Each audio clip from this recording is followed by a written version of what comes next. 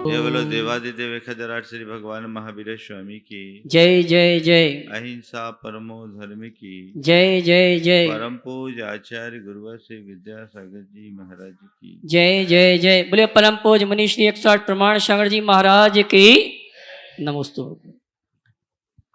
धर्म के मार्ग पर जो चलता है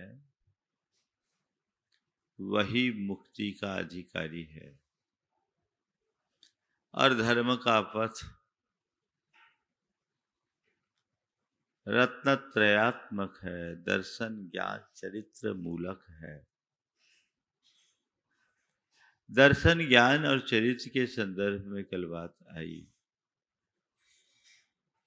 तो दो तरह की बातें उपस्थित हुई। एक निर्वृत्ति रूप तो दूसरी प्रवृत्ति रूप। प्रारंभिक भूमिका प्रवृत्ति से शुरू होती है जो निर्वृत्ति पर जाकर के पूर्ण हो जाती है। अध्यात्म की जब भी बात की जाती है तो बड़े उच्च आदर्श की बात होती है, लेकिन एक बात हमें सदैव स्मरण में रखना चाहिए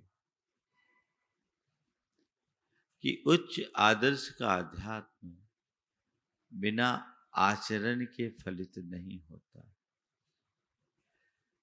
आचरण में शुरुआत प्रवृत्ति से होती है और उसकी पूर्णता निर्वृत्ति में जाती है।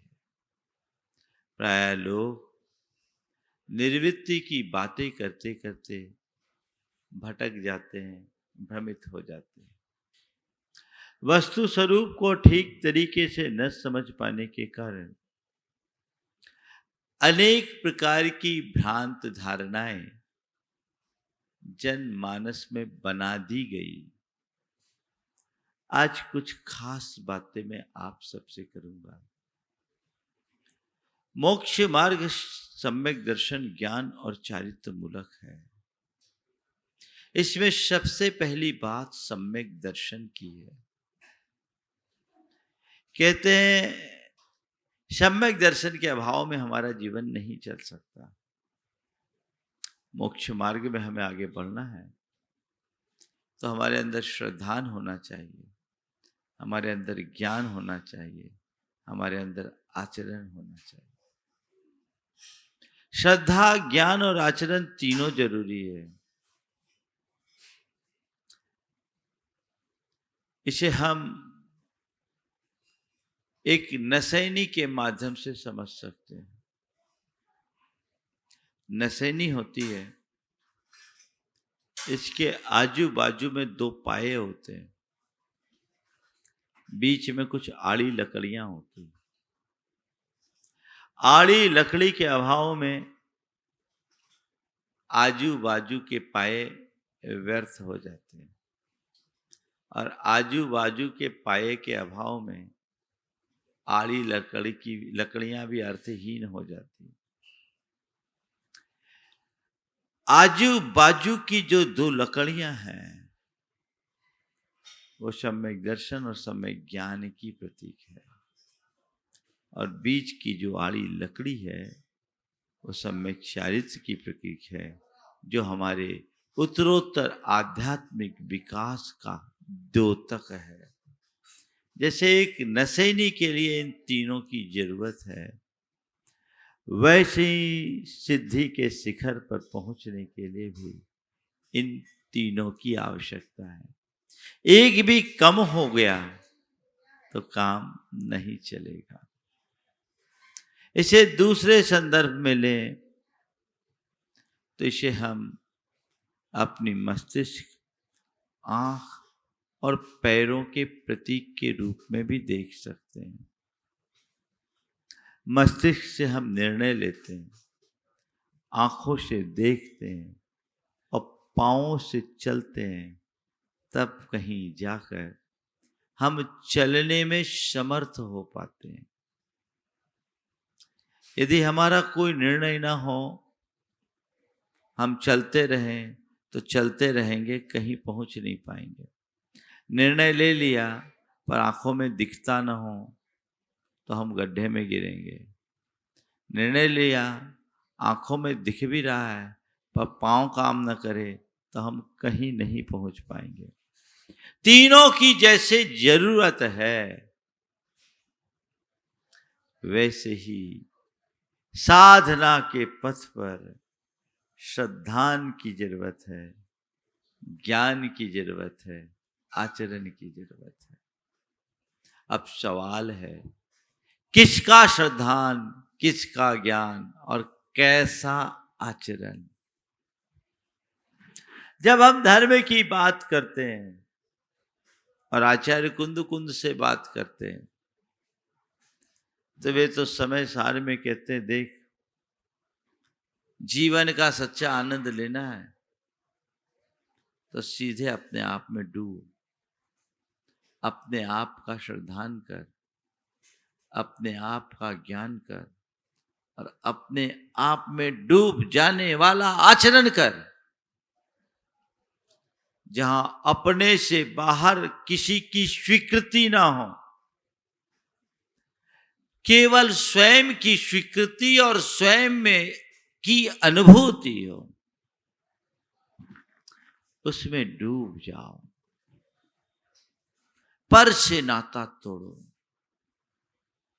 वो कहते हैं जो आत्मा में डूबा है वो सम्यक दृष्टि है और जो आत्मा से बाहर है वो मिथ्या दृष्टि है। वहां जब हम सम्यक दर्शन की बात करते हैं तो वो कहते हैं जो चत्तारि विपाये छिंदधिकम बंध मोह करे सो निसंकोचेदा सम्मादिठी मुने अब्बो। वे बड़े आत्म ध्यान की बात करते हैं कि जो चारों प्रकार के कर्म को बांधने वाले मोहकारक पादों को छेदते, मिथ्यात्व को, असंयम को, कषाय को और योग को, वो सम्यक दृष्टि है। अर्थात जो वीत राग अवस्था को प्राप्त कर लिया वो सम्यक दृष्टि। उससे बाहर वो सब मिथ्या दृष्टि। इसी बात को वो मोक्ष पहाड़ में जाकर के तो और खुले शब्दों में कहते हैं, सद्दब्ब रहो शमनो सद्दिठी होई नीमेना।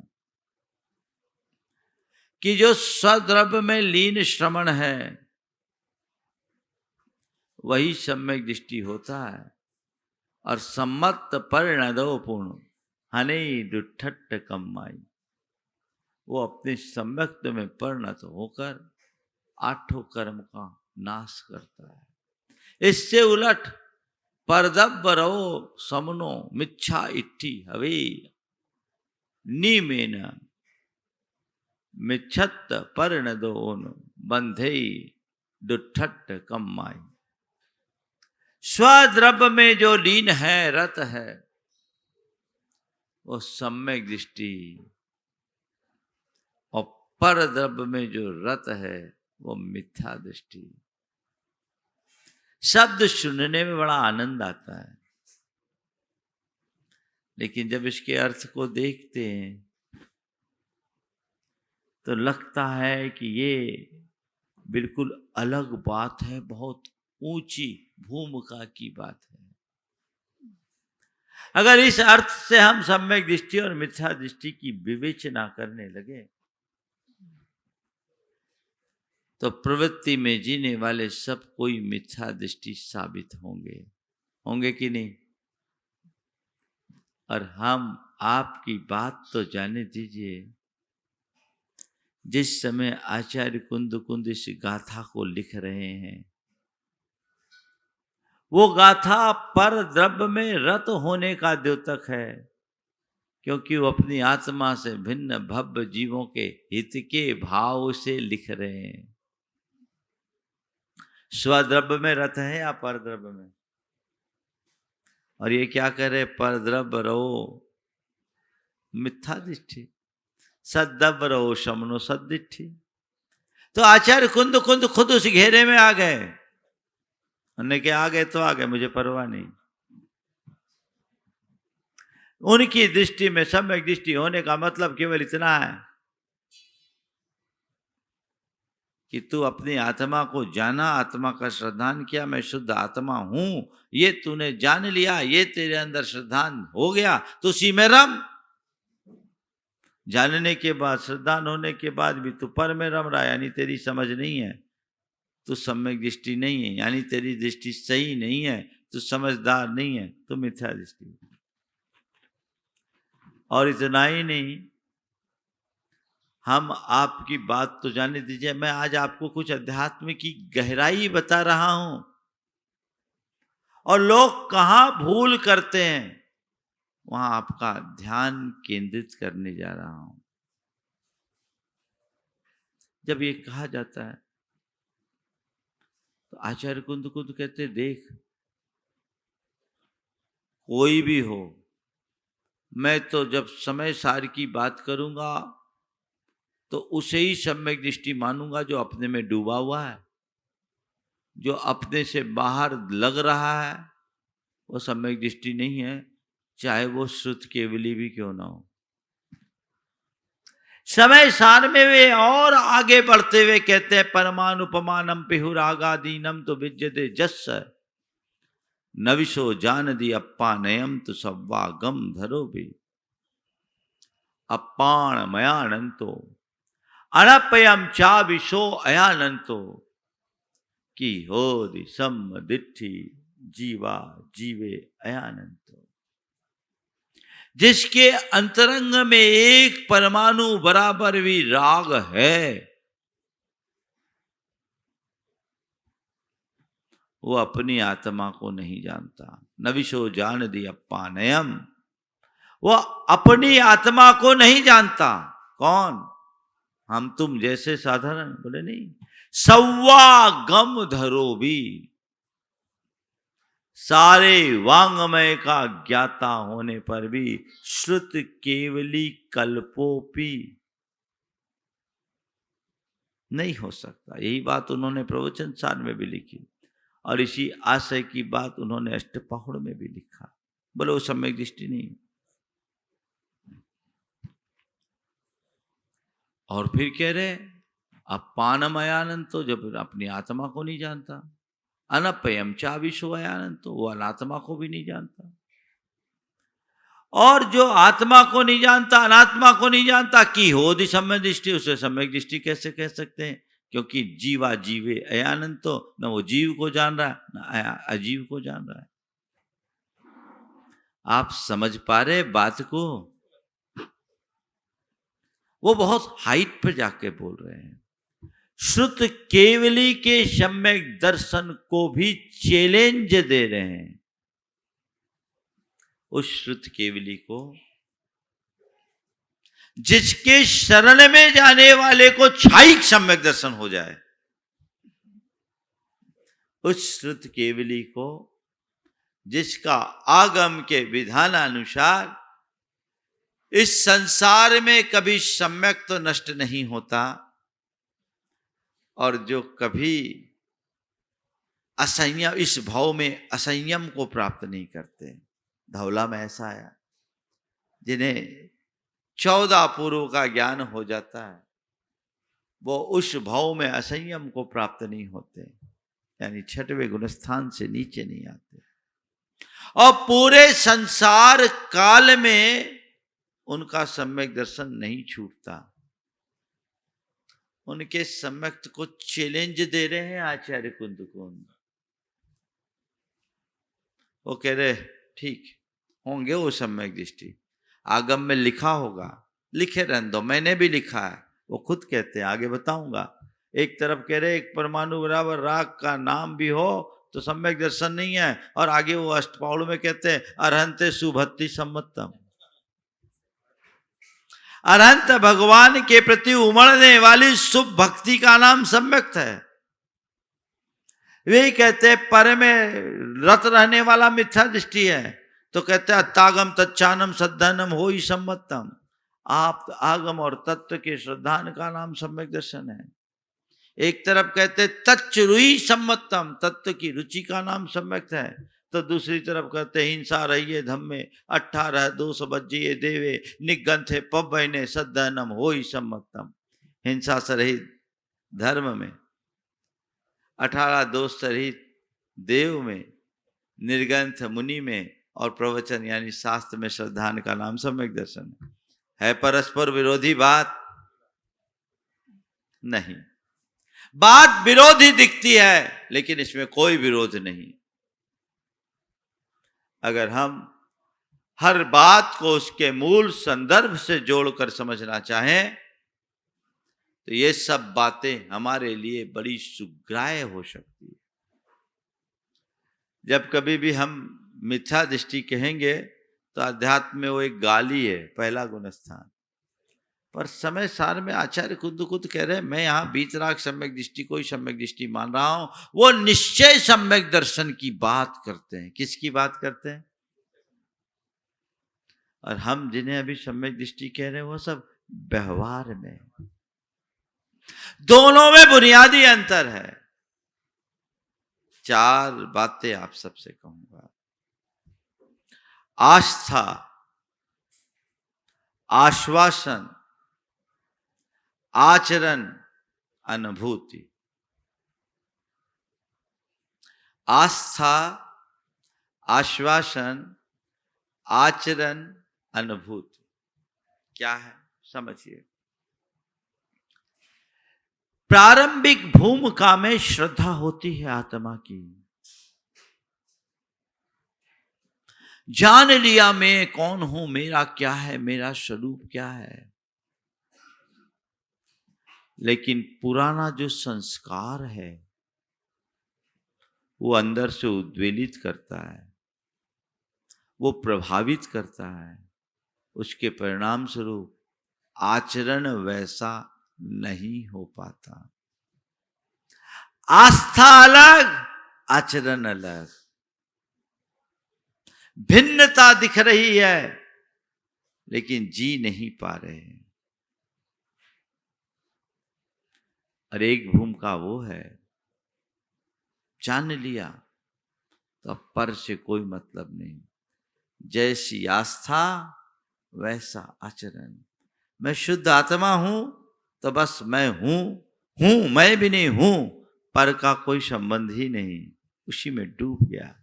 ये परम अनुभूति है।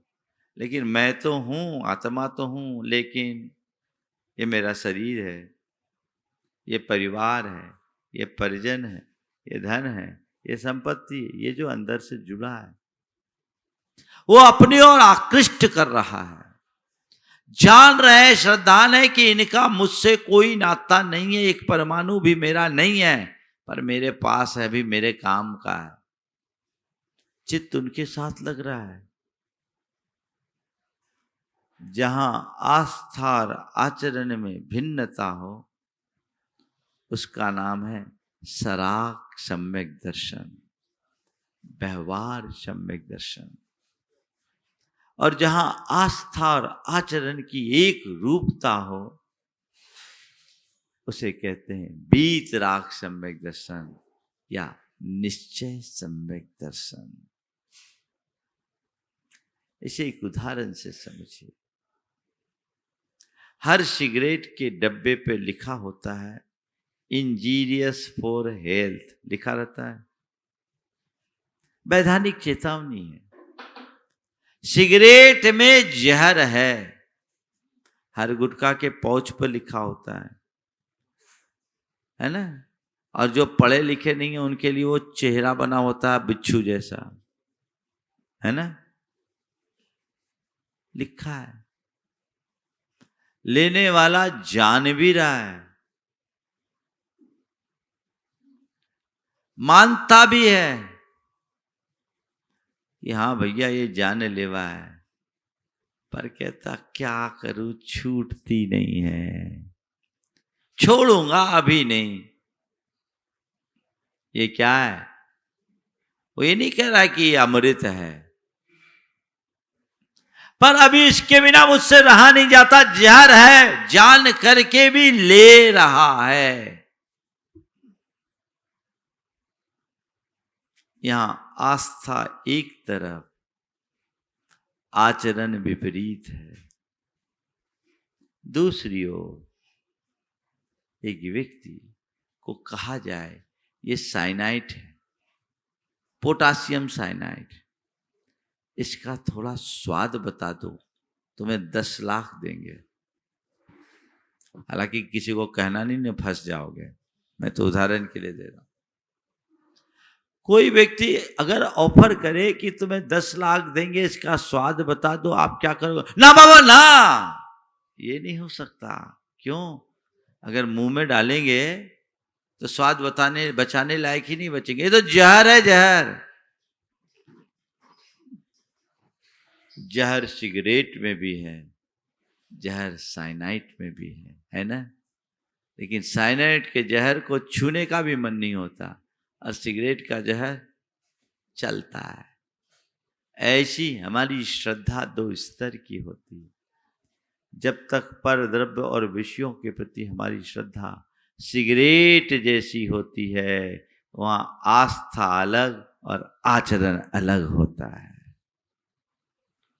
लेकिन जब वही श्रद्धा साइनाइड जैसी हो जाती है, जैसी आस्था वैसा आचरण, वहां केवल और केवल आत्मा है, अनात्मा का कोई लेना देना ही नहीं। जब आचार्य कुंद कुंद कहते हैं सद्दवरो समनो सम्मा इठी हवे नी में, तो वो केवल उसी निश्चय सम्यक्त की बात करते हैं, उसी बीत राग अवस्था की बात करते हैं, जहां आस्था और आचरण में एक रूपता है। अपने नीचे की भूमिका में जीने वाले लोग आस्था अलग, आचरण अलग, कर नहीं पाते। कदाचित करना चाहते भी हैं, लेकिन मन इतना दुर्बल बन जाता है कि कर नहीं पाते, उसी में रमते हैं। एक पौराणिक प्रसंग से अपनी बात आगे कर रहा हूं। रामायण पर आधारित प्रसंग है। सबने जैन परंपरा में पद्म पुराण पढ़ा सुना होगा। श्री राम का चरित्र वर्णित है। ऐसा कहते हैं जब लक्ष्मण जी की मृत्यु हो गई, रामचंद्र जी उसे स्वीकारने को तैयार नहीं हुए कि लक्ष्मण मर सकते हैं। उन्होंने लक्ष्मण जी की मृत काया को 6 महीने तक अपने कंधे पे टांगा रखा, इधर उधर भटकते रहे। अगर किसी ने भूल से भी कह दिया कि लक्ष्मण जी तो चल बसे, बोले तू मरे तेरा बाप मरे, इस बात को स्वीकारने को राजी नहीं थे। तरकीब लगाई गई कि किसी भी तरह से स्वीकार ले और लक्ष्मण जी का अंतिम संस्कार कर दे, लेकिन वो है कि इसे स्वीकारने के लिए कहीं से राजी ही नहीं। महापुरुषों का शरीर विशेष होता है, 6 महीने तक उसमें विकृति नहीं आती, उनमें विकृति नहीं आई, वो स्वीकारने को राजी नहीं। ऐसा जो वर्णन लिखा उसको देख करके अगर कहें तो ऐसा लगेगा, अगर शास्त्रों में ऐसा नहीं लिखा होता कि श्री राम जी क्षायिक सम्यक दृष्टि थे, तो आज के तथाकथित विशुद्ध सम्यक दृष्टि उन्हें विक्षिप्त घोषित कर देते। लेकिन राग था, भाई के प्रति राग था। वो आज भी उनसे आत्मा के स्वरूप पूछते तो वो यही बताते, संसार के संयोग वियोग का ऐसा चित्रण करते कि सामने वाले में वैराग आ जाए। सब मरेगा, उससे लक्ष्मण भी मरेगा, लेकिन अभी नहीं मर सकता। ये कौन कहलवा रहा है? अंदर का राग। ये श्रद्धान है, मरना सबको एक दिन अपनी अपनी बार, लेकिन ठीक है बाहर आएगी, अभी नहीं है। ये क्या है? राग। अब एक दूसरा एपिसोड देखिए, जब वही रामचंद्र जी मुनि बनकर के तप कर रहे हैं, आत्म ध्यान में निमग्न है, स्वर्ग में सीता का जीव जो प्रतीन्द्र बना है महान तप के बल पर, वो 16वें स्वर्ग में वो सोचता है रामचंद्र जी और मेरा इतने भवों का साथ रहा, ये जिस तरह से ध्यान में मगन है मोक्ष चले जाएंगे, गड़बड़ हो जाएगा, अगले भाव में मुझे भी मोक्ष जाना है, क्यों ना खलल डालूं कि अगले भाव में हम दोनों एक साथ मोक्ष जाएं। क्या है राग? राग जो न कराए सो थोड़ा है, राग जो न कराए सो थोड़ा है। आ गया नीचे और भयानक उपसर्ग किया, उपद्रव करना शुरू कर दिया। उसका उद्देश्य रामचंद्र जी को सताने का तो नहीं था, पर उन्हें दिगाने का था, कैसे डिग जाए ताकि ये अटक जाए और अगले भाव हम दोनों साथ साथ मोक्ष जाए। कैसा विचित्र संयोग! एक सम्यक दृष्टि उपसर्ग कर रहा है और एक सम्यक दृष्टि उपसर्ग सह रहा है। उपसर्ग करने वाला भी सम्यक दृष्टि, उपसर्ग सहने वाला भी सम्यक दृष्टि। सम्यक दृष्टि पर उपसर्ग कर रहा है। बात हजम में होने लायक नहीं है, लेकिन है। क्या अंतर? ऐसा क्यों कर हुआ? क्यों कर हुआ? जानते हैं क्यों हुआ? रामचंद्र जी को कोई फर्क नहीं पड़ा, वो तो और जितना उपसर्ग हुआ उतने डूब गए और उन्हें केवल ज्ञान हो गया। उपकार ही हुआ परोक्ष रूप से। प्रभावित क्यों नहीं हुए? क्योंकि रामचंद्र जी अब बीत राग सम्यक्त की पूर्ण भूमिका में आ गए थे। अब पर मेरे सामने है ही नहीं। एगो हम सास दो आदा, नान दंसन लखनो, शेषा में बाहिरा भावा, सब्वे संजोग लखनो। एकमात्र शाश्वत आत्मा हूं, ज्ञान दर्शन लक्षण स्वभाव वाला। मुझसे पृथक जितने भी बाहरी पदार्थ है वो संयोग है, मेरे नहीं है। आह मिक्को खल शुद्धो दंसन नान मय्यो सदा रूबी, नव्याथी मज्ज किंचवी अन्नम परमाणु मित्तम्पि। मैं एकमात्र शुद्ध आत्मा हूं, दर्शन ज्ञान स्वरूप हूं, अरूपी हूं। मुझसे भिन्न एक परमाणु भी मेरा नहीं है। ये श्रद्धांत तो आपको भी है ना? इतना तो पता है महाराज, पता ही है भीतर क्या है वो भी मुझे पता है। आस्था अलग है, आचरण अलग है। वो बीतराग भूमिका में गए, आनंदानुभूति हो गई। तो क्या होता है? प्रारंभिक भूमिका में जब तक ध्यान की गहराई में नहीं उतरा जाए, तब तक पर को पर जानने के बाद भी तत्परता बनी रहती है। और उत्तर भूमिका में पर का कोई नाता ही नहीं होता।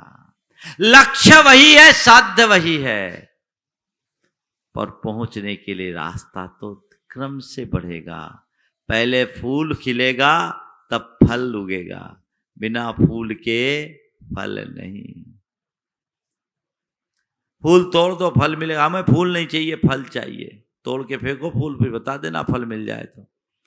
फूल भी जाएगा फल भी जाएगा। फूल ही विकसित होकर फल में रूपांतरित होगा। ये बात सच है कि हर फूल फल नहीं बनता, लेकिन फूल के बिना फल नहीं उगता। व्यवहार से ही निश्चय को पाया जा सकता है।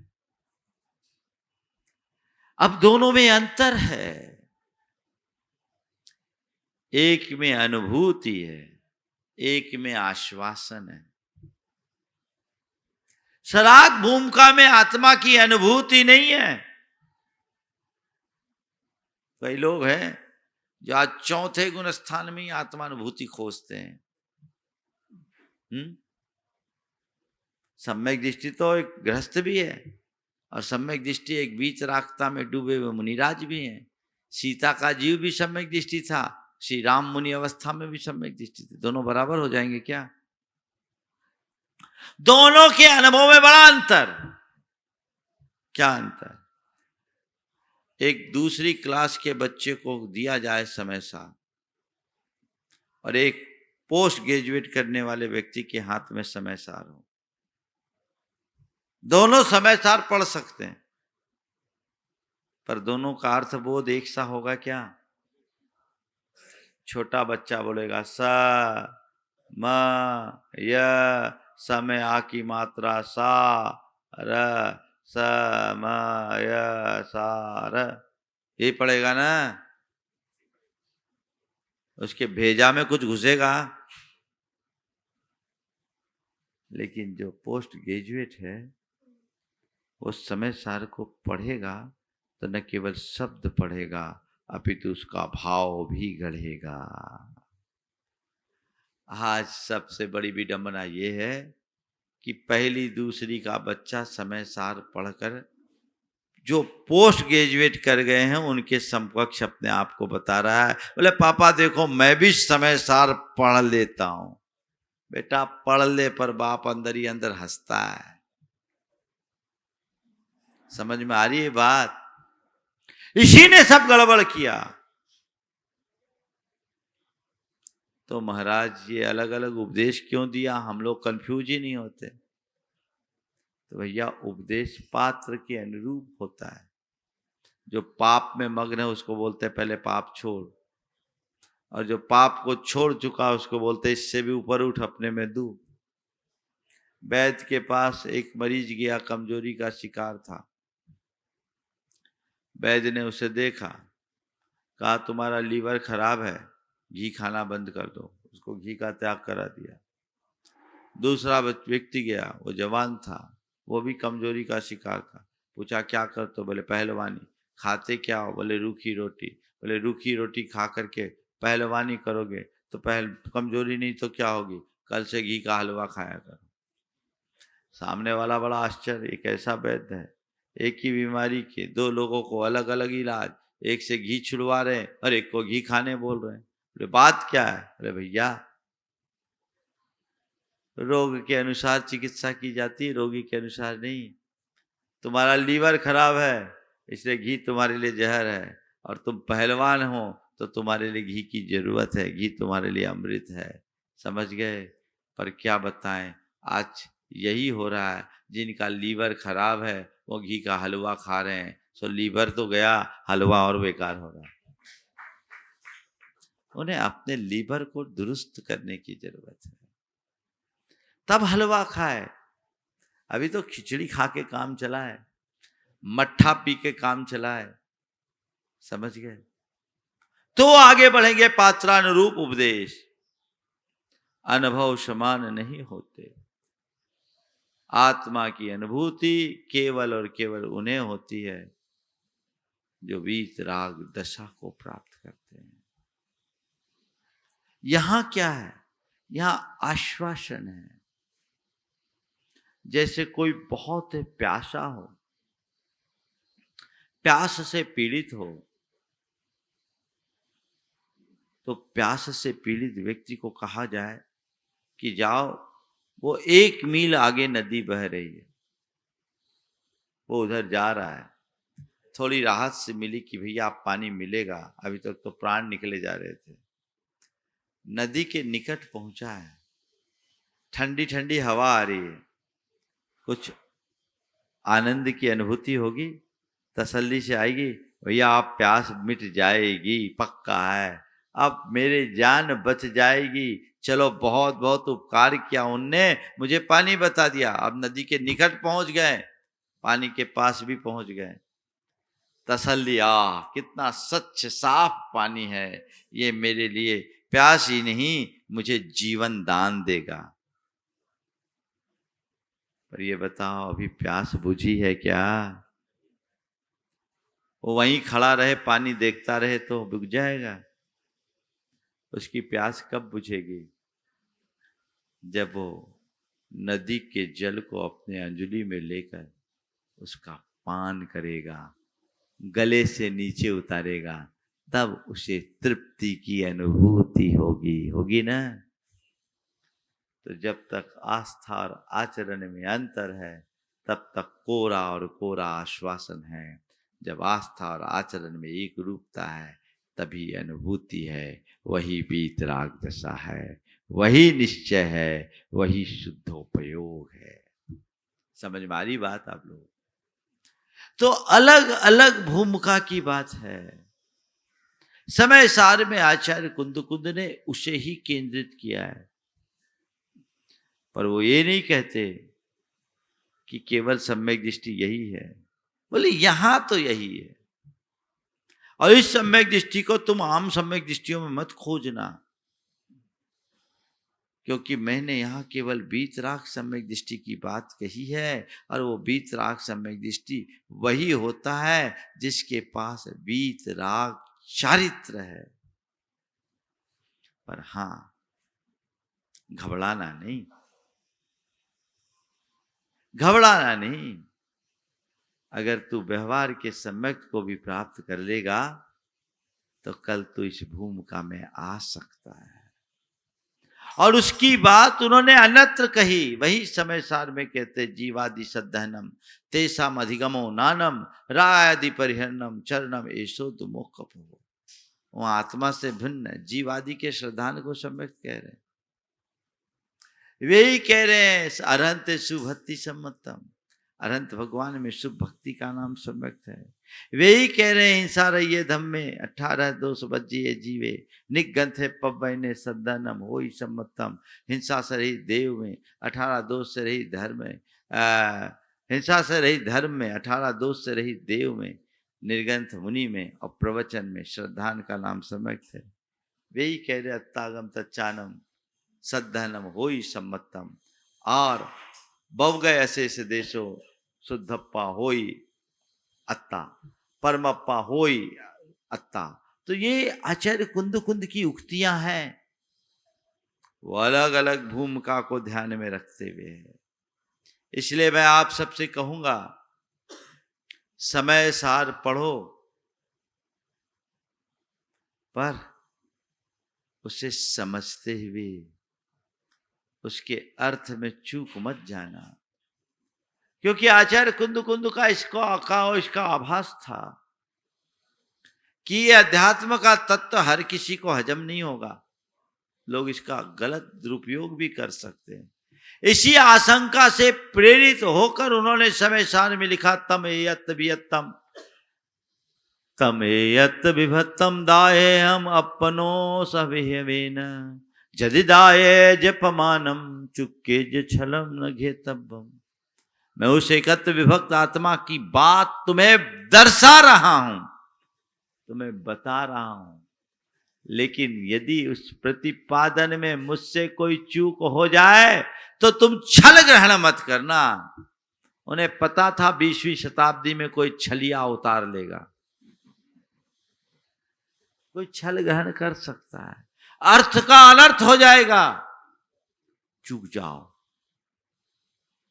और इन अर्थों को लेकर के नीचे की भूमिका में रहने वाले को मिथ्या दृष्टि मत कह देना कि जो परद्रव्य में रथ है सो मिथ्या दृष्टि। तो अरहंत की भक्ति करने वाला भी मिथ्या दृष्टि, देव गुरु शास्त्र के प्रति समर्पित रहने वाला भी मिथ्या दृष्टि नहीं। भूमिका के अनुरूप ही उपदेश होता है, और हम जिस भूमिका में हमें उसमें चलना है। आज जो बात मैंने आपसे की केवल अपने कंसेप्ट को ठीक करने के लिए कहा। मैं आपसे कहूंगा कि समय सार को अगर पढ़ना है और सुनना है ना, तो उसके मुख से सुनो जिसने समय सार को पढ़ा नहीं, जिसने समय सार को जिया है, जिसने समय सार का अनुभव किया है। गुरु मुख से ही समय सार सुनो तो जीवन का आनंद है। नहीं तो लोग समय सार का अर्थ समय के हिसाब से निकाल देंगे, कुछ को अंडरलाइन करेंगे, कुछ को अंडरग्राउंड करेंगे, मामला बिगड़ जाएगा। ऐसा नहीं होने चाहिए। अलग अलग भूमिका के अनुरूप सबकी अनुभूतियां होती। एक बार एक भाई ने कहा, महाराज जी आप चौथे गुण स्थान में शुद्ध आत्मा की अनुभूति मानते हो कि नहीं मानते हो? मैंने कहा आचार्यों ने माना होता तो मैं मानता, उनने नहीं माना तो मैं कैसे मानूंगा? बोले महाराज जी जो अनुभूति ऊपर होती वो नीचे भी होती, जो सम्यक दृष्टि ऊपर है वही सम्यक दृष्टि नीचे है। जब ऊपर के सम्यक दृष्टि को वो अनुभूति हो सकती है तो नीचे की सम्यक दृष्टि को अनुभूति क्यों नहीं हो सकती? मैंने उसे एक किस्सा सुनाया कि शिष्य गुरु के चरणों में साधनारत था। एक दिन गुरु के पास शिकायत लेकर चला गया। अरे गुरुदेव इतने सालों से आपके चरणों में है, आपके चरणों में हूं, आपने कहा था मैं तुझे अपनी आत्मा की अनुभूति कराऊंगा, आज तक नहीं हुई। बोले बेटा अभी तुझे और साधना करने की जरूरत है, वक्त लगे। बोले गुरुदेव जब आपको अनुभूति हो सकती तो मुझे क्यों नहीं हो सकती? जो आत्मा आपकी वही आत्मा मेरी है। जब आपको वो अनुभूति हो सकती तो मुझे क्यों नहीं हो सकती? गुरु ने कहा इसकी आंख खोलना जरूरी है। कहा एक काम कर, पानी लेके आ। पास में एक नदी बहती थी, एक लोटा पानी लेकर आया। जब पानी आया लोटा लेके सामने रखा शिष्य ने, गुरु ने कहा इसमें नाव चला। इसमें नाव चला। गुरुदेव इसमें नाव कैसे चलेगा? ये तो लोटा है, नाव तो नदी के पानी में चलेगा। गुरु ने कहा जो पानी नदी में है वही पानी नाव लोटा में है। जब नदी में नाव चल सकती तो लोटे में नाव क्यों नहीं चल सकती? जो पानी नदी में है वही पानी लोटे में है। जब नदी के पानी में नाव चल सकती है तो लोटे के पानी में नाव क्यों नहीं चल सकती? दोनों का पानी तो एक है। शिष्य समझ गया गुरुदेव बात बिल्कुल ठीक है, नदी में पानी अथाह है और नाव में लोटे में पानी थोड़ा है, इसमें नाव नहीं चल सकती। गुरु ने इतना ही कहा बेटा तुझे अपनी आत्मा अनुभूति की नाव चलाने की इच्छा है तो बस एक काम कर, इस लोटे को नदी बना दे, नाव चल जाएगी। आज लोग हैं कि लोटे में नाव चलाने की कोशिश कर रहे हैं। चला लो भैया, कागज की भी शायद मुश्किल से चले, कागज की भी मुश्किल से चले, कल्पनाओं की भले चला सकते हो तुम, यथार्थ की नहीं चलेगी। यथार्थ को पहचानो। तो यहां आगे आचार्य कुंद ने सम्यक दर्शन के संदर्भ में जो बातें की है मैं उसकी आप सबसे चर्चा करूंगा और जीवन व्यवहार मूलक बातें करूंगा। आज तो आधार है, कल से लगभग 15 दिन तक केवल सम्यक दर्शन की चर्चा होगी, वो भी आचार्य कुंद की भाषा में, और वह भी आप जैसे सामान्य जनों के लिए जो आचार्य कुंद ने कहा वो हम उनके आशय को समझे और अपने जीवन की दिशा को मोड़े तो वो जीवन में एक बड़ी उपलब्धि होगी। हो सकता आज की कुछ तात्विक बातें लोगों को समझ में नहीं आई हो, लेकिन कल से जो बातें होगी वो ऐसी होगी जो समझ में नहीं आएगी, सीधे भीतर घुसेगी, सीधे भीतर घुसेगी। आज तो हमने बेस बनाया, सम्यक दर्शन क्या है। आचार्य कुंद ने भूमिका के अनुरूप अलग अलग लोगों के लिए सम्यक दर्शन की अलग अलग परिभाषा दी है और कल से मैं शुरू करूंगा उस परिभाषा को जो एक आम जनों के जीवन के लिए जरूरी है। कल का मुख्य प्रतिपाद्य होगा हिंसा रहिए धम्मे 18 दोष बज्जे देवे निगंथे पब्बैने सद्धनम होई समतम। देव में, धर्म में, देव में, गुरु में और शास्त्र में श्रद्धान, वो श्रद्धान कैसा होना चाहिए और धर्म का स्वरूप क्या है, देव का स्वरूप क्या है, शास्त्र का स्वरूप क्या है, गुरु का स्वरूप क्या है, ये हमारे श्रद्धान में आना चाहिए, जिससे हम अंतरंग आत्मा को पहचान कर अपने जीवन का पथ प्रशस्त कर सके। क्रम से विवेचन होगा। यहीं पर विराम। बोलिए परम पूज्य आचार्य गुरुवर श्री विद्यासागर जी महाराज की।